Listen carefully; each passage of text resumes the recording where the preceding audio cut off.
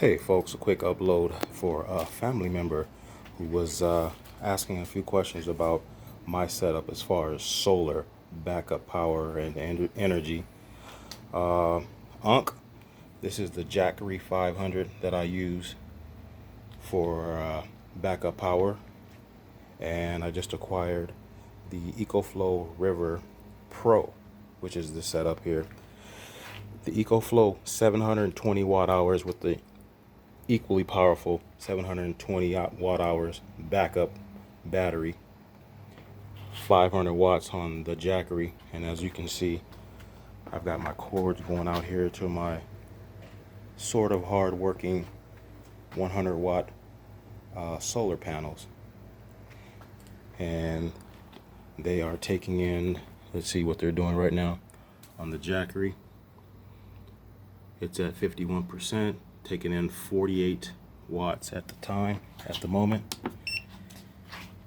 The Pro is at 42%.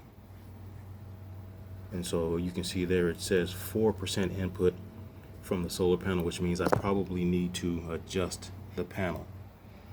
Okay, so for me, backup power is very important. A lot of us know a lot about having the small cell phone backup battery pack. Then here we have the small emergency radio with the crank wind up on the side here on the back. It also has a solar panel, NOAA radio, NOAA alerts I should say, and regular AM FM. It has a flashlight on the side. It's very weak, but you never know when you're going to need something. Your battery powered tools, battery packs there with your chargers. I usually run Makitas for my higher end tools, and then the Rigid for odds and end things like lights or things that don't need to be too high a quality.